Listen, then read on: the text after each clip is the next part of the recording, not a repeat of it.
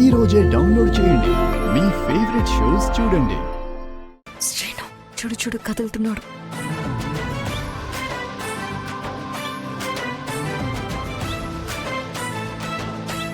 అయ్యో నాన్న, అయ్యో నీకెంత కష్టం వచ్చింది నాన్న.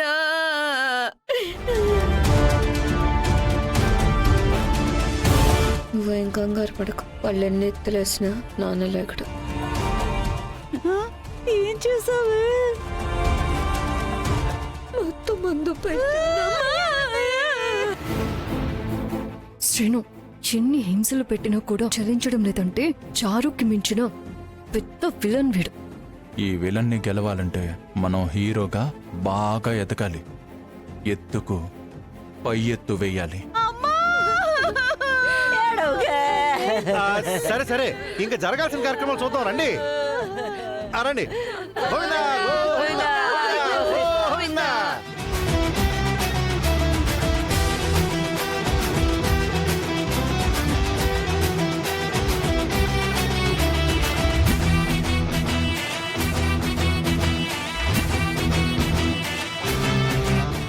చారు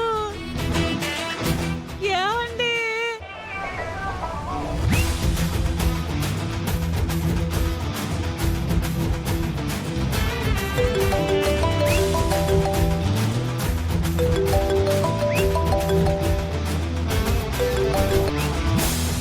ఆద్య, పిన్ని అరిచిందని హడావిడిగా ఫోన్ కట్ చేసావుగా, ఏమైంది?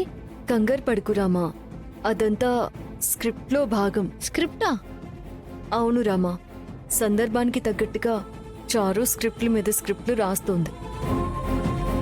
మొన్న శ్రీను బావకి నాకు శోభనం ఏర్పాటు చేసిన రోజు సడన్ గా భవానీ మాల వేసుకుని వచ్చి ఆ శోభనం ఆపేసింది. తెలుసు నాకిది. తనతో మాల తేయించడానికి మేము ఒక చిన్న నాటకం ఆడాము.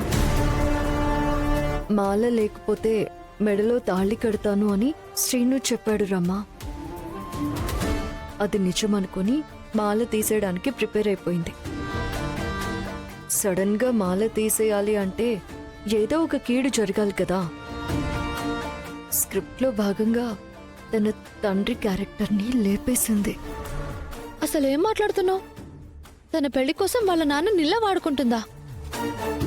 స్వార్థం కోసం అవసరమైతే అమ్మను కూడా లేపేస్తుంది. తన చుట్టూ ఉన్నవాళ్లు ఏమైపోయినా పర్వాలేదు కానీ తను మాత్రం శ్రీనుని కట్టుకుని సుఖంగా ఉండాలి. అది తన ప్లాన్.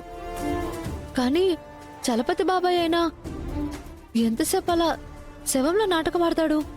చేతి మీద పడుకోపెట్టి చేతికి నిప్పు అంటించేదాకా యాక్టింగ్ లో జీవించగలరేమో. తర్వాత కూడా జీవిస్తే చచ్చిపోయి ఊరుకుంటాడు. ఇదంతా నాటకం అని తెలియక మన ఇంట్లో వాళ్ళు పాపం తన మీద జాలి చూపిస్తున్నారు. వీడియో కాల్ చేయనరామా? ఆహా, వద్దులే. అంత పెద్ద డ్రామా నేను చూడలేను. తను జైల్లో ఉన్నన్ని రోజులు ప్రశాంతంగా ఉన్నావు. బయటకు వచ్చిన తర్వాత అందరికీ చుక్కలు చూపిస్తున్నారు. దాని మోహం. అది వేసే ప్రతి ప్లాను మనకి ముందే తెలిసిపోతుంది. ఇంకేం చేయగలదు. ఎన్ని నాటకాలు ఆడుతుందో ఆడని, నేను చూస్తా. ఆఖరికి అలసిపోయి నా కాళ్ల బేరానికి రావాల్సిందే, లేదా ఇక్కడి నుంచి పారిపోవాల్సిందే. ఈ విషయంలో నీకు ఎలాంటి సపోర్ట్ కావాలన్నా నాకు చెప్పు. అది నువ్వు చెప్పాలా ఏంటి? తర్వాత ఒక విచిత్రం జరగబోతోంది. ఇక్కడే కొంచెం హడావిడిగా ఉంది. ఉండు, నేను మళ్ళీ కాల్ చేస్తాను. ఉంటాను. అలాగే, జాగ్రత్త.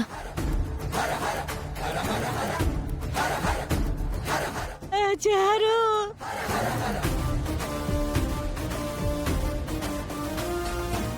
ఏమండి?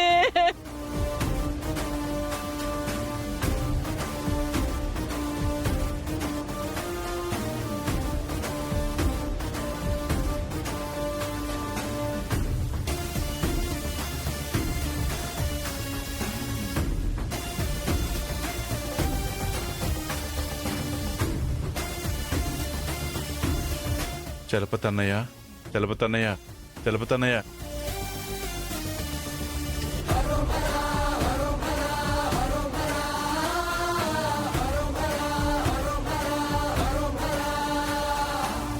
మేడం మీరు ఇచ్చిన పౌడర్ని టెస్ట్ చేసి చూసాం మేడం. అందులో ఒక కెమికల్ మిక్స్ అయింది మేడం. దానివల్లే ఎరుపు రంగులో ఉండే కుంకుమ నలుపు రంగులోకి మారిపోయింది. అంటే నా అనుమానం నిజమే అన్నమాట. థ్యాంక్స్ అండి. Welcome madam.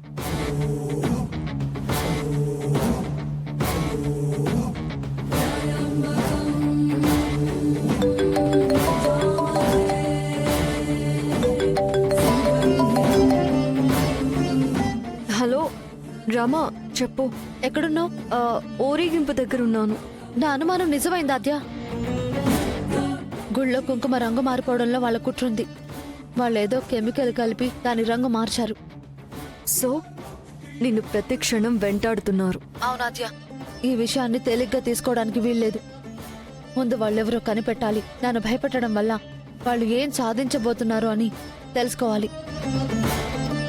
ఊరి కోసం జనం కోసం చేస్తున్న పనిని అడ్డుకుని దాని ద్వారా ఏం లబ్ధి పొందబోతున్నారో మనం ఇమీడియట్ గా తెలుసుకోవాలి. వాళ్ళు ఎవరై ఉంటారు రామా? అదే కనిపెట్టాలి ఆద్య. సరే, నేను తర్వాత చేస్తాను, నువ్వు చూసుకో. ఇక్కడతో మీ ఆడాలందరూ ఆగిపోండి, మేము వెళ్ళి కార్యక్రమం చూసుకొని వస్తాం.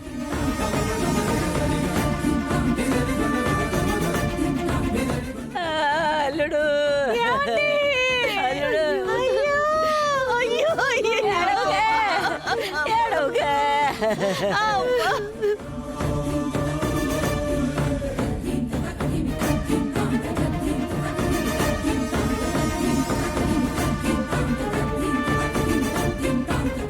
ఏమండి?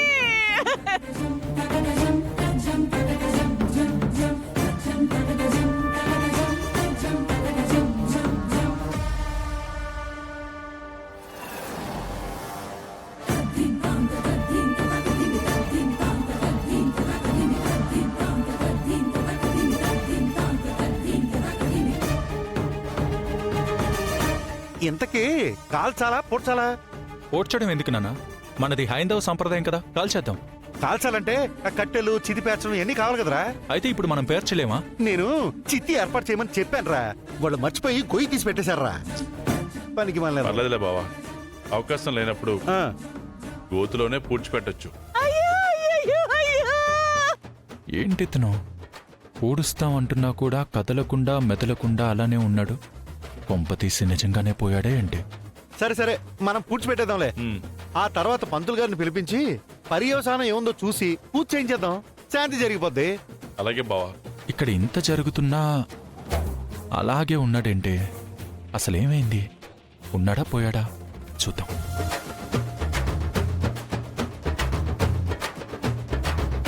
హలో మావా, ఇది కూడా నాటకం అనుకుంటున్నావా? నిజంగానే పూజ చేస్తారు. లే లే లే. రేయ్ రే సీను, మళ్ళీ అక్కడ ఏం చేస్తున్నావురా? అంటే ఏం లేదు, ఇందాక నారాయణ మంత్రం లాస్ట్లో కొంచెం బ్యాలెన్స్ ఉండిపోయింది నాన్న, అది పూర్తి చేస్తున్నాను.